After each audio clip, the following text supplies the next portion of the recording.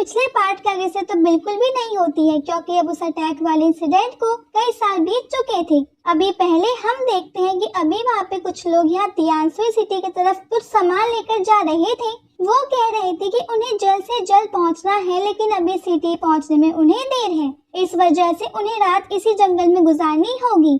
अब तभी उन्हें सामने एक लड़का दिखता है जिसने उनका रास्ता रोक लिया था। उन्हें लगता है कि ये कोई लुटेरा है। इस वजह से इनका जो लीडर यानी कि जो मेन पर्सन था जो इन्हें लीड कर रहा था, वो एक आदमी को आगे भेजता है। वो आदमी आगे जाकर उस लड़के पर हमला करता है।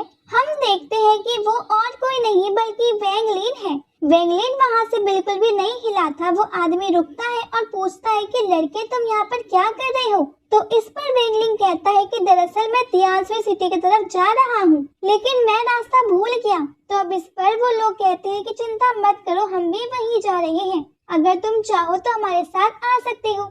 अब वो लोग साथ में जाने लगे थे। वेंग लिन चुपचाप बैठा था। असल में अभी वो अपने सोल सी में कल्टीवेशन कर रहा था। वहाँ पर हम देखते हैं कि वो कल्टीवेशन के थ्रू वो किसी खास एलिक्सर पर काम कर रहा था। यहाँ पर सीनियर तो आराम से सो रहे थे। अब वेंग लिन उनसे पूछता है कि ये दानवाओं को रिफाइन करने में टाइम कितना लगता होगा, जिस पर सीनियर कहते हैं कि टाइम तो छोड़ो, इस चीज के लिए तुम्हें सेक्रीफाइस भी लगेगा, और वो भी अपने आप का नहीं बल्कि किसी और का। असल में ये दानवाओ ट्रेजर कोई मामूली ट्रेजर नहीं है। वेंग लिन कहता है कि मेरी की कंडीशन भी पूरी हो चुकी है। आपको क्या लगता है कि क्या मैं फाउंडेशन बिल्ड में कर सकता हूँ?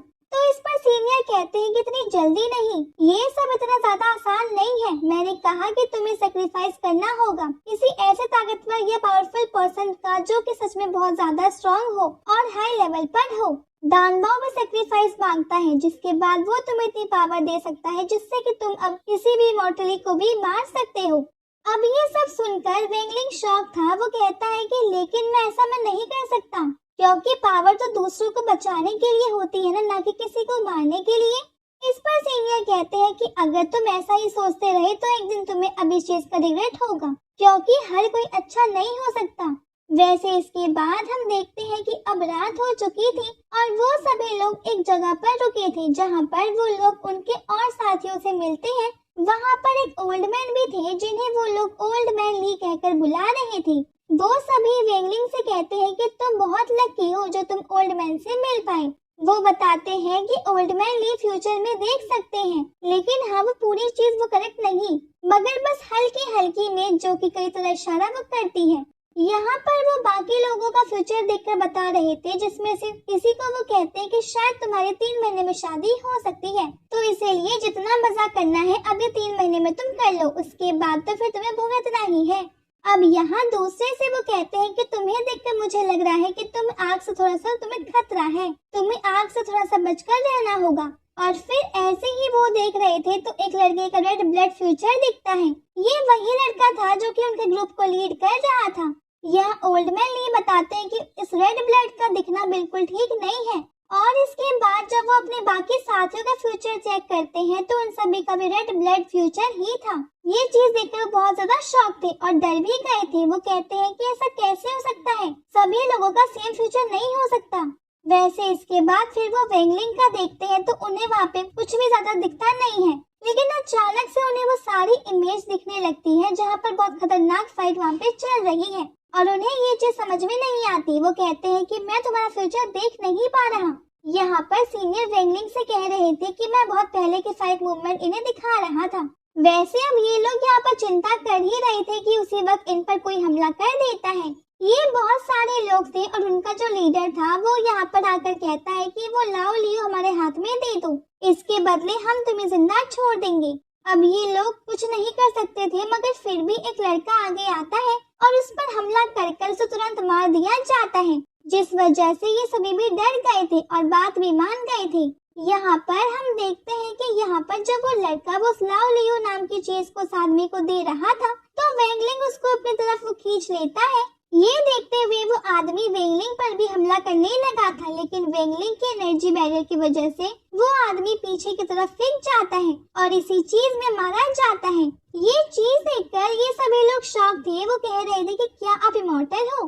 वैसे अब वेंगलिंग उनकी बात पर कोई जवाब ना देते हुए आगे बढ़ता है और कहता है कि तुम अब कब तक छुपे रहोगे? मुझे लगा कि तुम मुझसे मिलने आए हो, अब तुम्हें बाहर आ जाना चाहिए। ऐसा वो सामने वाले ग्रुप के लीडर से कह रहा था, जो कि वहाँ जंगल में छुपा हुआ था। वैसे वो लीडर और कोई नहीं बल्कि ज़ेंग यू था। आपको ज़ेंग यू याद ही होगा, ये वही लड़का है जिसने शुरुआत में वेंगलिंग की मदद की थी, लेकिन फिर इसने सीनियर को मार भी दिया था, जिस वजह से फिर वेंगलिंग ने इसकी मदद की थी और उस राज को छुपाया था। तो अब ज़ेंग यू वहाँ पर आता है, लेकिन वो वेंगलिंग से कहता है कि आखिर तुम कौन हो और हमारा रास्ता क्यों रोक रहे हो, और अगर तुमने हमारी बात नहीं मानी तो फिर तुम्हारे साथ अच्छा नहीं होगा।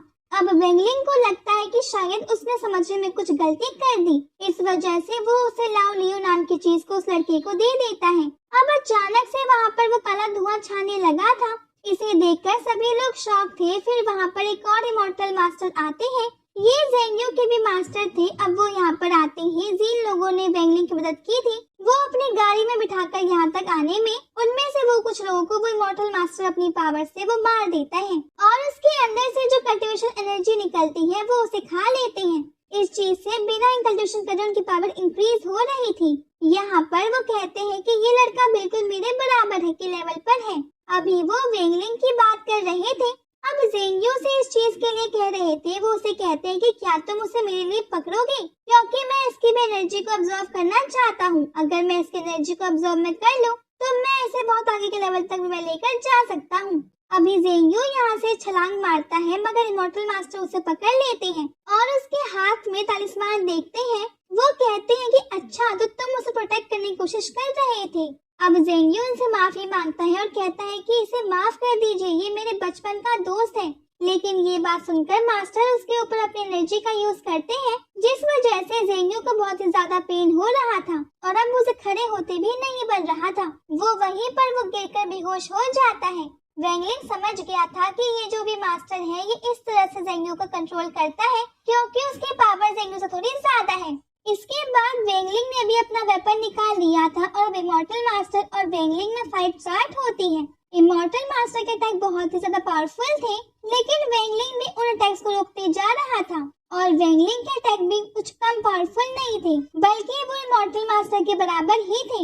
सब लोग ये चीज देखकर शॉक थे। यहाँ पर इमॉर्टल मास्टर भी अपने आप में शॉक थे। वो कहते हैं कि ये तो कमाल की बात है, तुम मुझसे उम्र में आधे भी नहीं हो, लेकिन फिर भी तुम मेरे अटैक्स को रोक पा रहे हो, लेकिन अब और ज्यादा देर तक तुम मुझे नहीं रोक सकते। इसके बाद इमॉर्टल मास्टर अपने पास से अपनी तलवार निकालता है और उसकी तलवार रेड एनर्जी में कवर्ड थी और वो एक बहुत ही पावरफुल ट्रेजर है।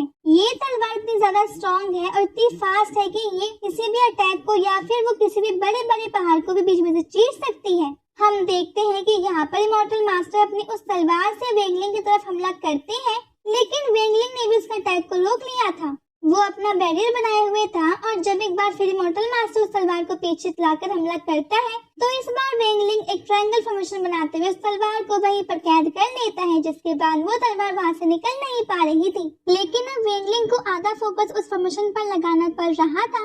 इसके बाद हम देखते हैं कि वेंगलिंग अपने दूसरे हाथ से एक और फॉर्मेशन को रेडी करता है।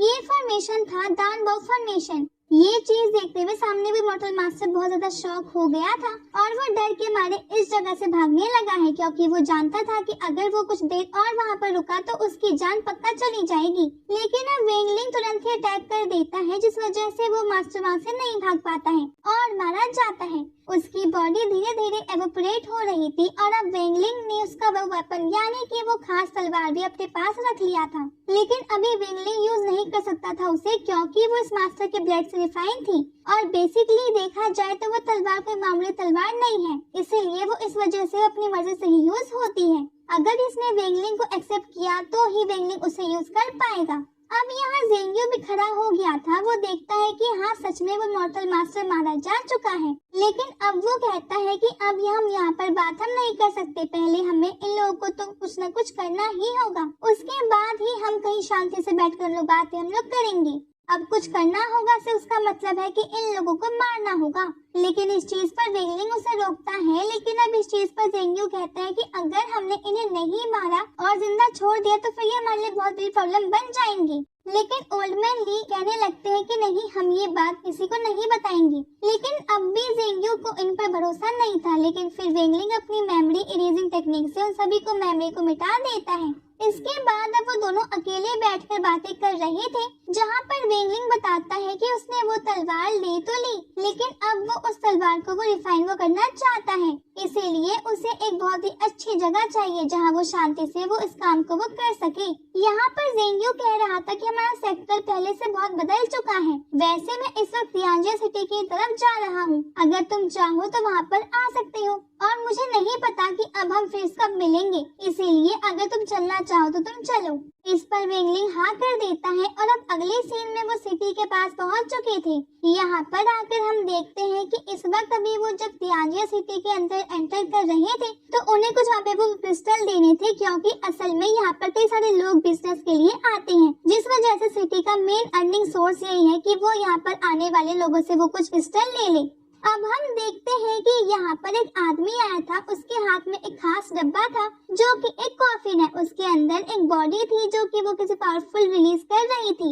अब ना जाने वो किसकी बॉडी है, लेकिन यहाँ पर वेंगलिंग देखता है जो कि उस आदमी के कॉफिन को लेकर आया है वो फाउंडेशन बिल्डिंग की मिडिल स्टेज पर है, यानी कि अभी वो फाउंडेशन बिल्ड किया नहीं है पर उसी को वो कर रहा है। इसका मतलब वो वेंगलिंग से भी ज्यादा स्ट्रॉन्ग है। अब वो आदमी वहाँ से अंदर चला जाता है। इसके बाद ये दोनों भी एक एक जो क्रिस्टल है वो देते हैं और सिटी के अंदर वो एंटर कर लेते हैं। यहाँ पर जब वो आदमी अंदर जा रहा था तो ये लोग आगे बढ़ रहे थे और जेंग्यू भी वेंगलिंग से कह रहा था कि तुम इस तरह के लोगों से बल्कि इस सिटी में ज्यादातर हर किसी से थोड़ी दूरी रखना, क्योंकि यहाँ के लोग अच्छे नहीं हैं। यहाँ पर अच्छे से ज्यादा तुम्हें बुरे लोग मिलेंगे, तो इसलिए हर वक्त ये सोचकर चलना कि सामने वाला तुम्हारा फायदा उठा सकता है। अब वो लोग वहाँ से आगे बढ़ जाते हैं। अगले सीन में हम देखते हैं कि वेंगलिंग बैठकर अपनी तलवार को कंट्रोल करने की कोशिश कर रहा था। पहले तो उसने उसकी एनर्जी को रिफाइन कर लिया था, जिस वजह से उसका ऑरा पहले से चेंज हो चुका था। लेकिन यहाँ पर वो देखता है कि उसे तलवार को कंट्रोल नहीं किया जा सकता, बस उसको अपने साथ साथ किया जा सकता है। इसके बाद वो तलवार की मर्जी रहेगी कि वो उसके साथ देना है कि नहीं। अब वेंगलिंग उसे पकड़ने की कोशिश कर रहा था, लेकिन वो तलवार वहाँ से भाग रही थी। अब वेंगलिंग ने उस कमरे में चारों तरफ एक बैरियर टाइप का बना दिया था जो कि उस तलवार को वहाँ से निकलने से रोक रहा था। अब वेंगलिंग अपने कुछ धनुष टाइप की चीज निकालता है जो कि वो उस तलवार को पहले ही रोक रही थी इधर से उधर जाने से, मगर अब वो तलवार बहुत चालाक थी। वो रुकने का नाम नहीं ले रही थी और अपनी डायरेक्शन को बहुत ही फास्ट चेंज कर रही थी, यहाँ तक कि वो कमरे में ही छुपने की कोशिश कर रही थी और वेंगलिंग के वो बहुत सारे अटैक को रोक रही थी। यहाँ तक कि फिर वो वेंगलिंग पर भी हमला करना चालू कर देती है, लेकिन वेंगलिंग का बैरियर उसे बचा रहा था। कई बार तो वेंगलिंग को अपने आप को उसके अटैक को डोज करने वहाँ से दूर होना पड़ता है, लेकिन बहुत कोशिश के बाद वेंगलिंग फाइनली उसे अपनी एनर्जी की मदद से पकड़ लेता है। वो उसे फिर भी कंट्रोल नहीं कर पा रहा था और अपनी तरफ वो खींचने की कोशिश कर रहा था।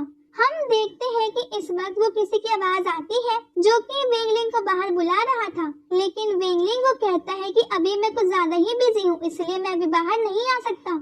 उसके बाद फिर सीन चेंज होता है। अब हम आ चुके थे उस सिटी के एक मास्टर के पास, जहाँ पर हम देखते हैं कि जो सीनियर मास्टर थे उनके लिए एक दूसरे मास्टर वो कुछ चीज लेकर आए थे। वो एक खास ट्रेजर था। वो कहते हैं कि मुझे नहीं पता कि ये मैं किसे दूं। अब आपको ये पता लगाना होगा कि कौन इसके लायक है। तभी वहाँ पर एक लड़का आ जाता है। हम देखते हैं कि ये टैंगली है। असल में जो ओल्ड सीनियर मास्टर है ना, तो ये टैंगली उनका पोता है। यहाँ पर ये कह रहा था कि आप इस ट्रेजर को किसी को देने के लिए ढूंढ रहे हो, तो क्या आपको लगता नहीं है कि मैं इसके लायक नहीं हूँ? अब वैसे भी बातों से उसकी ताकत का अंदाजा लगाना मुश्किल था। इस वजह से टैंगली को अब अपनी पावर को शो करना ही पड़ता है। वो अपनी पावर दिखाता है और बहुत ही ज्यादा बड़ी स्वॉर्ड वो क्रिएट करता है जो कि उस पूरी तियानजिन सिटी को वो कवर किए हुए थी। बाकी लोग ये देखते हुए और बहुत ज्यादा शॉक होते हैं। सिटी के लोग भी डर रहे थे और कह रहे थे कि आखिर ये क्या है।